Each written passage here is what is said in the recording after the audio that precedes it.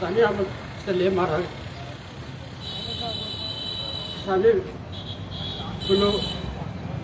স্বামীগুলো ধরা বউ ছিল তারপর ধরা হয় না। আমার মামলার বিবাহ করার লাগে আমেরিকার নেতা কর্মীরা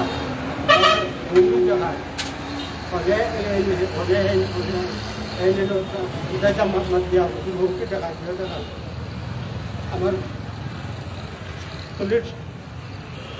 পুলিশ সুপার আমার অভিযোগ আমার আসামিগুলা দূরত্ব দিলে ধরা যায় সারা দরগা আর আমার ছেলের সঠিক বিচারটা আপনারা গুরুত্ব কর্তা শাস্তি আমি হাসপাতাল রুগী আমার মামলার কোনো পাইছি না। তো আসামিগুলা যারা গুরুত্ব ধরার চেষ্টা করত আপনারা কাছে আমার আকুল আবেদন আসামিগুলা ধরার লাগে। তাই আরো সামনে নেই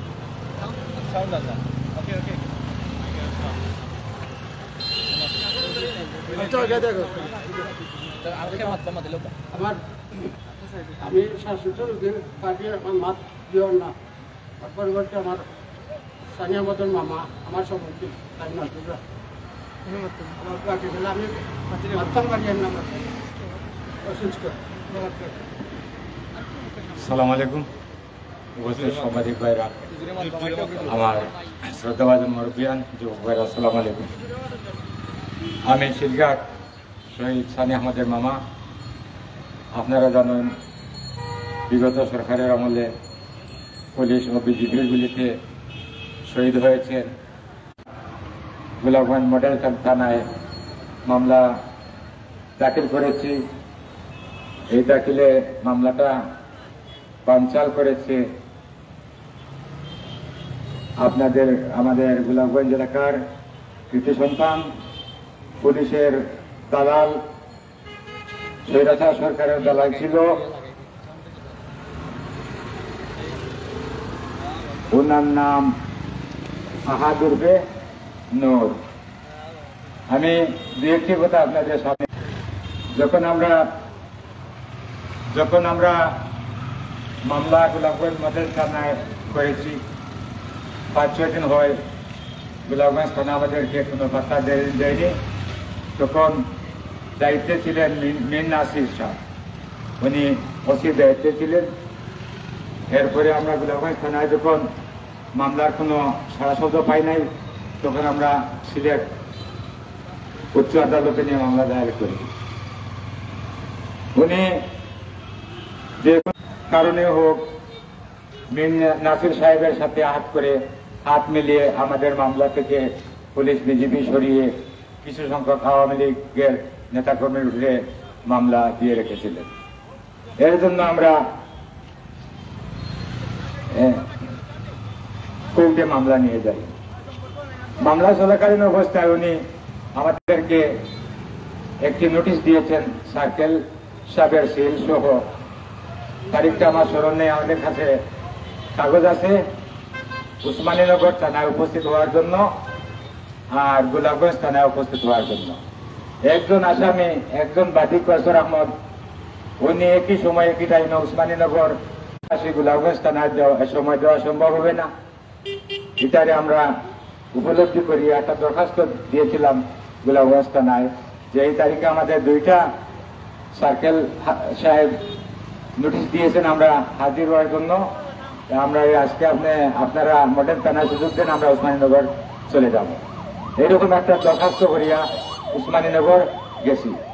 তো আসলে আমি চিন্তা করে যাচ্ছি বাদীর উপরে আসামির উপরে আমরা মামলা করছি।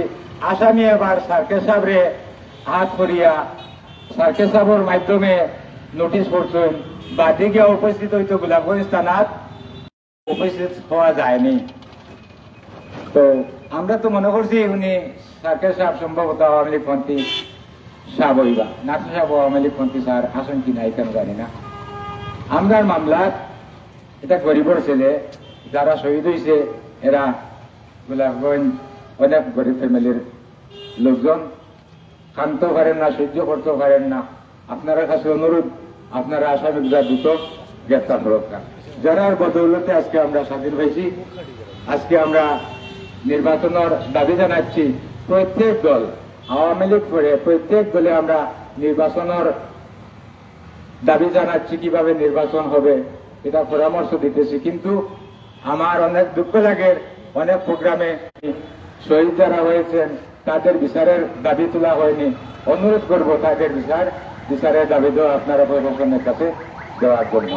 আপনারা জানেন আমরা সিআইডির মাধ্যমে লাশও উত্তোলন করেছি, কিন্তু আমরা কোনো কাগজপত্র পাইনি।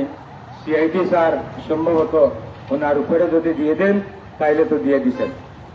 তো আমরা এতদিন পরে আসামি রাস্তাঘাটে ঘুরাচ্ছে, মোবাইলে ফোন দিচ্ছে, ছিল 01872287096, মোবাইলটা হারিয়ে গেছে, নাম্বারটি এখনো পর্যন্ত বন্ধ। গোলাপগঞ্জ থেকে এখন কত লোকে ফোন দিছে আমার লোকে দেখা করবা, উনি সাংবাদিক। আমি বলেছিলাম ভাই আপনি কোন পত্রিকার কাগজ লিখেন বা কোন পত্রিকার সাংবাদিক আমাদের নাম বলেন। উনি বলেন ভাই আমি আপনার সাথে দেখা করবো, নাম বলার সময় আমার নেই, তবে আমি ইনশাল্লাহ আপনার লোকে দেখা করবো বলে আমি নাম্বারটা সেভ করে রাখছিলাম, কিন্তু মোবাইলটা হারিয়ে যাওয়ায়। আর একটা দুঃখের বিষয় হইল গিয়া, আপনারা যদি তারিখ প্রশ্ন করেন যে আমি কোয়া সম্ভব হইতো না, আমরা মামলার কাগজের মধ্যে আছে যে আহার সাহেব পুলিশের দালাল আসলা তাই জালিয়াতি হরিয়া আমরা একটা পিটিশন করছি, প্রফেসর আহমদের মামলা আপোষ করে দিয়েছেন। এটা শুনিয়ে আমরা কৌটো গিয়া আমরা বিপরীত চালাইয়া আদালত মহোদয়ের কাছে নোটিশ দিছি, দরখাস্ত করছি যে এটা আমরা দরখাস্ত নয়, আপনারা সরাসরি আমরা স্বাক্ষর মিলাপকা মিলাইয়া দেখকা এটা আমাদের স্বাক্ষর কি অন্য কারো স্বাক্ষর। কিন্তু এই আহাদ এখনো পর্যন্ত সাহস করে পাল্টা স্বাক্ষর দিয়ে আদালতে পাঠিয়ে দেয়। যারা এই কাগজপত্র নিয়ে যায় এরা কোন দলের লোক, এরা চাকরি করে থানায়, এরা কোন দলের মানুষ? আমার তো বিশ্বাস এখনো এরা আওয়ামী লীগ বাদ দিয়া দেশ ও জনগণের স্বার্থে কাজ করত। এখনো পর্যন্ত আমরা এটা কোনো আশা পাই নাই। তবে আগামীতে হবে কিনা এটা জানি না। তবে আমি একটা কথা কইতাম পারবো সানি আহমদের বাপের উদ্দেশ্য। সানি আহমদের আব্বার মৃত্যু হবে, তার ছেলেরও মৃত্যু হয়েছে, তার আব্বারও মৃত্যু হবে, আমারও হবে, তার আম্মারও হবে। কিন্তু প্রশাসন জেনে রাখবেন এবং আসামিগঞ্জ জেনে রাখবেন মামলাটা কিন্তু ঝুলন্ত অবস্থায় থাকবে। কৈশোর আহমদ যদি এটা নিষ্পত্তি না দেয়, কারো শক্তি নেই, কোন রাজনৈতিক দলেরও কোন শক্তি চলবে না মামলা নিষ্পত্তি করার জন্য। আর আমার একটা বিশ্বাস আছে মাননীয় আদালত, বিজ্ঞ আদালত এটা সেবা কারা বানচাল করতেছে এটা আদালত চিন্তা করবে। কারণ আদালত আমার আপনার মাথা নিয়ে কেন বসে চাকরি করে নাই। আদালত সুস্থ বিচার করবে, যে নমুনার দরখাস্ত দেখ না কেন এটা মঞ্জুর হবে না আমার বিশ্বাস আছে, কারণ সত্যের বিচার আছে। আমি আজকে প্রশাসনকে অনুরোধ করব, এলোমেলো অবস্থায় রাস্তাঘাটে আসামিগুলা ঘুরাফেরা করাচ্ছে, আপনারা দ্রুত করার জন্য এই আশা ব্যক্ত রেখে আমি আমার বক্তব্য শেষ করছি। আসসালামু আলাইকুম।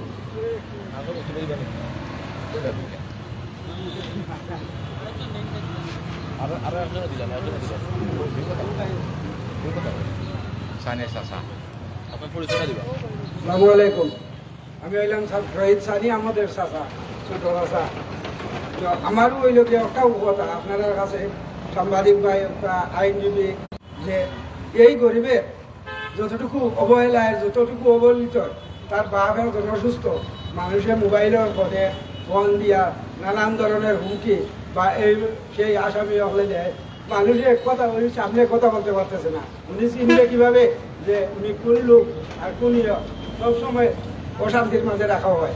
আমি তো গরিব মানুষ, কাজে যাই গিয়া কাজে রাখি, আমার বাইরে কোনোদিন ইয়া পাওয়া যায় অসুস্থ কিতা হয়েছে আজকে ফোন একটা আইছে প্রেশার বাড়ি গেছে, এই সমস্যা তাকে ফোন দিয়া হুমকি দিয়ে আসামি দিয়েছে থানার দিলাইবেনি, এটা করে লিবেনি, এটা করে লিবেনি, ও মানে আরো তো বাসা এটা আমরা রান্না, কিন্তু ওটা বাসায় মানে আমরা এটা বইতাম পারি না, আমরা কোনো রাজনীতিবিদও নাই, কিছু নাই, মাছ কথার যদি ভুল থাকে বাইরে দেওয়া, আল্লাহর রাস্তায় ক্ষমা দৃষ্টিতে দেখবেন।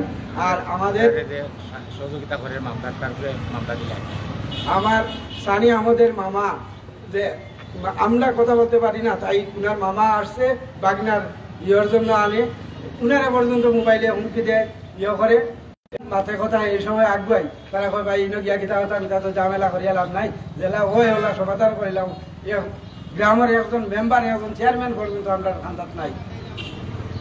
কতটুকু দুঃখের বিষয় আর কি, দেশে এমনি সরকারে মর্যাদা ধীরা সব মানুষের মোবাইলে মাতিরা বা ফোনে মাতিরা যোগাযোগ করা শহীদ সকলকে একটা ছবি দিয়া তার বা একটা পুরস্কার ফুলের তুলাও বহু গরিব লাগে বেশি, কিন্তু এরপরে ইকু পাওয়ার পরে তো কোনো মন শান্তি নাই, যতটুকু ইয়কররা, কিন্তু তার বাপরে যে একটা বুঝ দিয়া দিতা, যে একটা সান্ত্বনা দিতা, ইয়ে ছাড়া দিয়া তারা আরো আঘাত দেওয়া, দূর দূর এসে এইরকম গাঁয়ের মাঝে ইয়ে করে না, যে মামলার বিষয় আইয়া ও গাঁৱৰীয়া চাচা আছে অমুক আমার কুটুম বড়ি গেছে রে বা কিতা করবাই দি ওগুলো বুঝতে করা যায়নি, মাথাটা আইলা বা কইলাম যে যদি অপরাধী হয় না, অপরাধী আমরা কত শাস্তি হয়েছে, আমার ভাই হইতাম আমার বাপ হইতাম সমস্যা নাই, কিন্তু যদি দেশের ইয়ের কারণে যদি থাকে তার বিচারে তো এতে আমিও করি, আমারও মাফ নাই, রাস্তার মাঝখানে বইয়া বইয়া যদি ভুল করিয়া দুষ করিয়া থাকি সাজা হইতো, এগুলো আইনের সবচেয়ে বড় জিনিস একটা, আইন যে জায়গাতে আছে আমরা তো মনেও দুর্বল, কিছু বুঝি আরো না, কোনটা হয় আরো না, এর কারণে গিয়া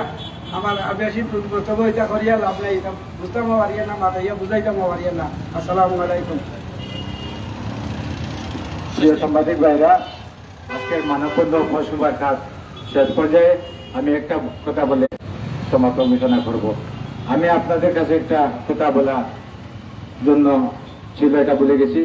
আমাদের মামলায় যারা পরামর্শ দেয় তাদেরকে হুমকি দিয়ে আমার এক ভাই আমাদেরকে পরামর্শ দিয়েছিলেন, আমি নাম বলবো না, উনি আমার আপনজন মানুষ, আত্মীয় খালাতো ভাই, ওনাকেও তিনি মামলা দিয়ে একটা মামলা দিয়ে আসামি করে অন্য সুনামই নাই একটা থানার মামলা দিয়ে ওনাকে গ্রেফতার করা হয়েছিল, উনিও বেল নিয়ে এসেছেন। আমি আপনারা দুঃখ প্রকাশ করলাম যে আমাদেরকে যারা সহযোগিতা করে তাদেরকে তারা হুমকি দেয়, এটার থেকে বিরত থাকার জন্য। আর আপনারা সাংবাদিকদের ভাইদেরকে অনুরোধ জানাচ্ছি, লাইভে পত্রিকায় এইসব লেখার জন্য অনুরোধ জানিয়ে সবার সমাপ্ত ঘোষণা করছি। আসসালামু আলাইকুম।